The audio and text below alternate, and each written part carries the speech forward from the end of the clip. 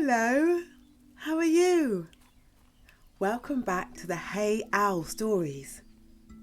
Today, I am going to tell you another famous fable by Aesop. It's called The Lion and the Mouse. As the evening sun was finally setting behind the mountains, a little mouse was busy foraging for berries and seeds. He thought there might be something nice to save for breakfast. Now mice are very good at noticing what is right in front of them, but they are not so good at seeing what's far away. So the mouse didn't notice the great big lion fast asleep at the mouth of a cave. And as the mouse scurried along, he ran straight over the lion's tail. The lion woke with a start and a snarl. He lifted his great paw, ready to squash the mouse and gobble him up in one bite. Oh dear, squeaked the mouse. Please forgive me. I'm so very sorry. Please don't eat me. I'm only a tiny mouse. Surely you could find something much bigger than me to eat. And, well, one day, if you save me, I promise I'll return the favour.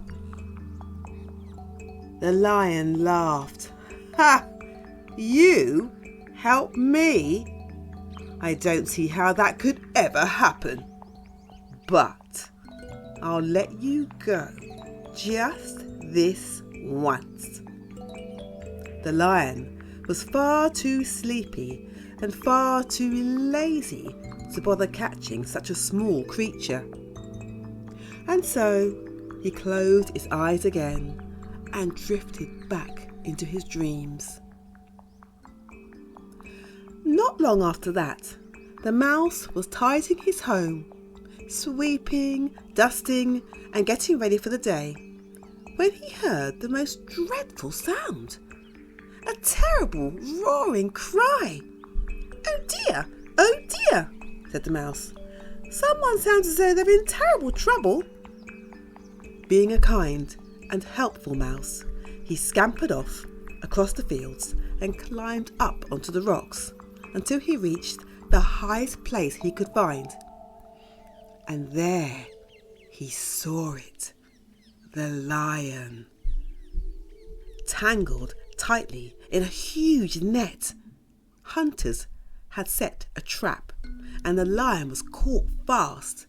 He twisted and turned and scratched and snarled, but the more he struggled, the tighter the net became. Soon he couldn't move at all.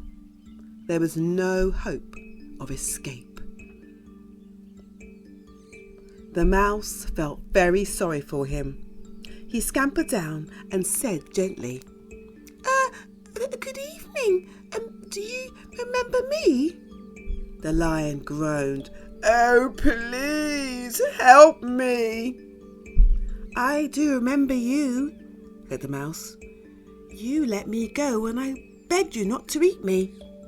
Now please, keep very still, and I will try to help. And so the mouse began to nibble and nibble and nibble away at the thick ropes. And before long, one of the lion's paws was free. And then the other, and then his head, until finally his whole great body was free. The lion shook himself, leapt up onto the highest rock, and let out a mighty roar of thanks. And then he bounded away over the hills and through the mountains. The little mouse had kept his promise. And it just goes to show, no matter how small you are, you can still be brave and kind and very helpful indeed. Ah, clever, kind mouse. I hope you enjoyed the story.